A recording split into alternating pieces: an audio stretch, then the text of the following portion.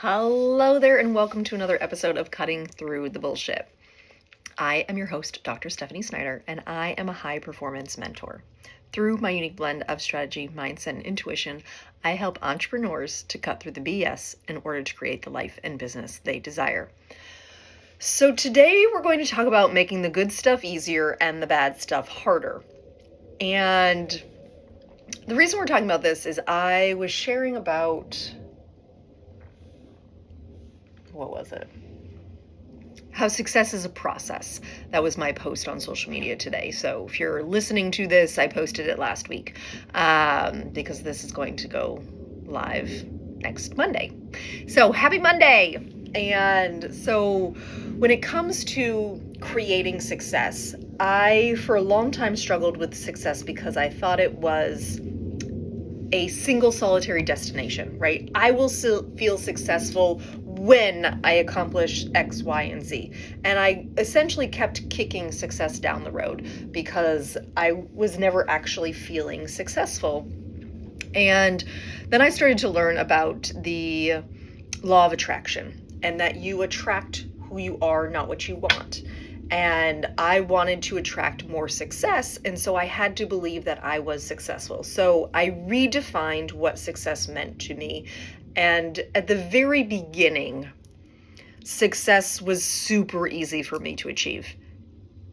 Legitimately, for me to go to bed at night and feel successful, I had to have made my bed and kept my children alive. Right? Like that's where I started. I made my bed and my children were still alive at the end of the day, right? That to me was a success. And then I gradually added to it, right? Once I kind of got that momentum going, I was like, okay, cool, right? Like I've made my bed every day for the last, 2 months. Now I'm really feeling successful. What can I add to this? And it became a little bit of a snowball. And so success became, okay, well now I can do this. Success is working out and making your bed. Cool, got that, right? And it began to evolve and it began to be even more things that now a lot of the things that I at once deemed super successful are now just part of me. I make my bed every morning. I work out 5-6 days a week. And those things have just become a part of me. There's no need for me to pat myself on the back for it all the time. Now I do periodically. I still celebrate when I have a really great workout and it feels really good, even if it was slow as crap. I do celebrate all of those things. But the point here is that if you want to do something, you have to make it really easy for yourself. Because if we overcomplicate it, we make it a bigger thing than it is, then we won't ever actually do it. So if you complicate it, it's never actually going to be something that you want to do. It is just our human nature. We want to do the stuff that's easy, that doesn't take a lot of thought in it. I apologize. My printer is having a meltdown behind me. Maybe it's going to be quiet now. So if you make it complicated, we will by nature not want to do it. And so if you make it easy, it's going to be obviously easier for you to do it. So prime example, I want my kids to eat fruits and veggies. And so I have to make fruits and veggies readily available to them easy, because if you've spent any time with children, you know that they're not hungry until the absolute last possible second. And then they're starving and the world is going to melt. Right? Their world is going to end if they're not fed in that very, very second, right? And so I make it very easy for my kids to access fruit. I have a fruit bowl that sits on the counter where right now it's got apples and oranges and peaches and bananas in it. I also, when I go to the grocery store, come home and I wash all of the produce that I have gotten for that week, and I cut it up and I put it in little containers in the refrigerator that are very easily accessible. Like legitimately, they open the fridge and they can grab a handful of grapes, kind of accessible. Or they can grab a handful of blueberries, or they can grab a couple of strawberries, right? I have made it very, very easy for my kids to eat fruit. Thereby, they eat a bunch of fruit, okay? On the flip side, I have made it quite difficult for them to eat a crap ton of candy. One, it's really like very rarely in my house. And so if they want candy, they legitimately have to bribe somebody to take them out to buy candy, right? It's not something that just shows up in my house. It has to take, it takes way more effort for them to have candy than it does for them to have fruit. I have done this intentionally because I want fruit and veggies to be a larger part of their diet than the crap. Okay? The same is true for anything else that you are trying to integrate, trying to create in your life, right? So I know that there were times when I was doing marathon training, and marathon training, there's a marathon here in Virginia Beach that's run in March, called the Shamrock Marathon, and I trained for it a couple of years in a row, and the training process of that went through January. And for those of you who may not be in colder weathers, January is disgustingly cold here in Virginia Beach. And I say disgustingly, meaning it's a relative term because I grew up in New England and I know what a cold really feels like. But nevertheless, getting myself out of bed before the sun is up to run in the freezing cold was difficult for me. And so I had to make it easier for myself because my goal was to compete in these marathons, to race these marathons, right? And compete, there's no way I was going to win them, but I was training for them, right?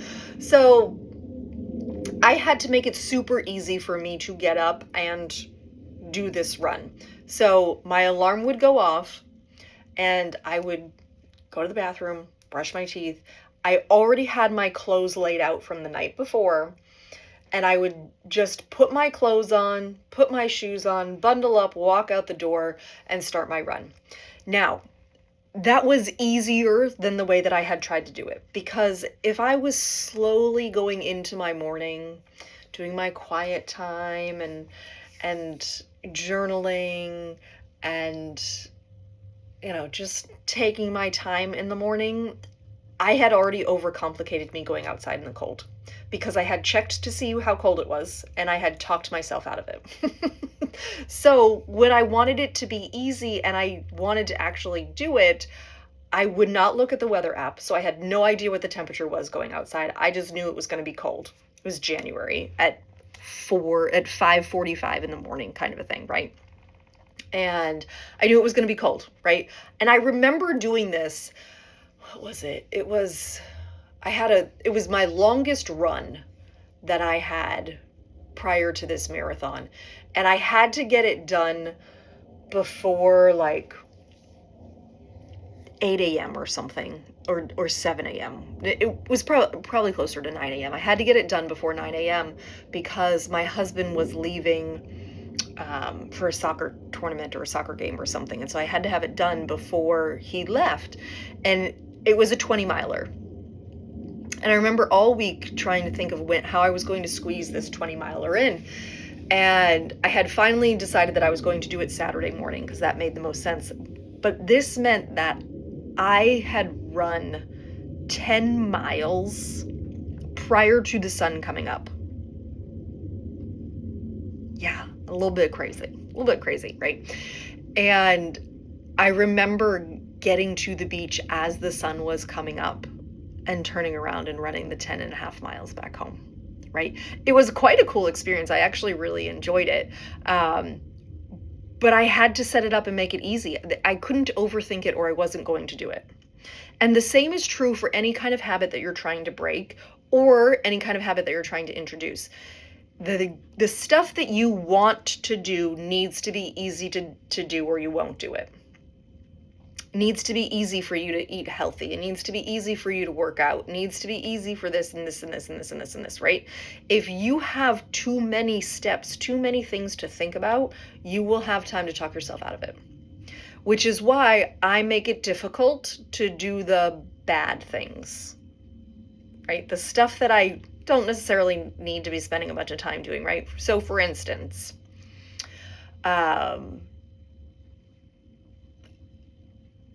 when I have a sweet tooth that comes on, right, comes on periodically, or when my kids were younger, depending on the child, my sweet tooth was quite through the roof, right? And so I had to not buy those things. I had to feed myself before I went to the grocery store so that I wasn't impulse buying. Same sort of thing just in my shopping in general. And my daughters pick up on this. If there is something that I want in a store and it is above a certain price limit, right? Whatever it is. Sometimes it doesn't even matter what the price limit is. I will have the store hold it. And I'll have them hold it for the day or whatever, however long they can hold it for. And if I'm still thinking about that thing at the end of the day, I will go back and get it. And if I'm not thinking about it, then they put it back and right, and it's easy. And so you've got to make the bad stuff harder, right? So set up passwords on your phone if you spend too much time on social media. Set time limits where if you want to get back into something, you have to put in a passcode, right? There are plenty of ways where you can set up these additional roadblocks, right? I was reading, what book was it? I forget what book it was. I was reading a book the other day, and they were like, if you spend too much time in front of the TV and you're trying to limit your time in front of the TV, one, you can unplug it when you're done with it. Two, you could actually put it away in a closet and then have to take it out all the time, right? That, to you, you're like, that's way more complicated than I want it to be, so I'm just not going to watch TV. There are roadblocks that you can put up for yourself to prevent yourself from doing the stuff that you really don't want to be doing, right? The bad stuff. And it's not bad for everybody. It's just something you don't want to do, right?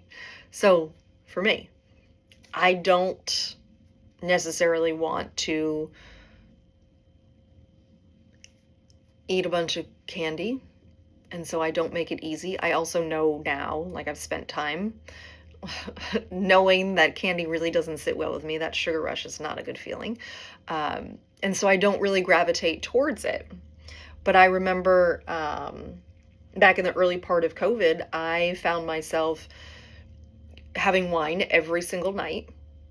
And after a few weeks of that, I was like, this is too much, because I was getting to the point where I was having a full bottle of wine at the end of the night, and I was like, I can't do this anymore. So I had to make it harder for myself.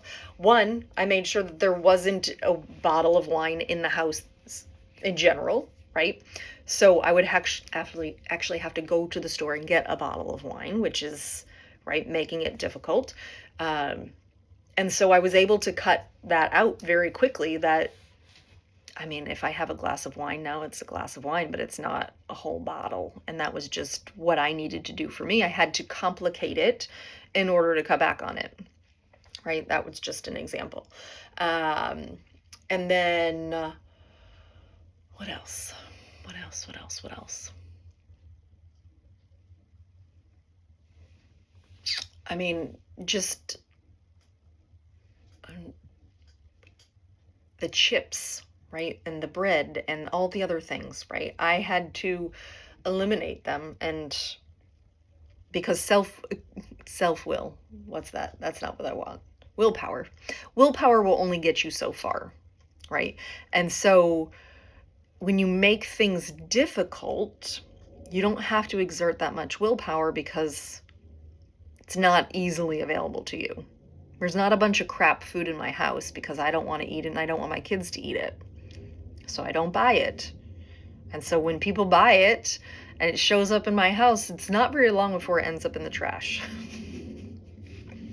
Because I don't want that crap in my house. I want to make it difficult for that stuff to be eaten. Right now, this doesn't mean that I don't enjoy chips and guac and chips from time to time.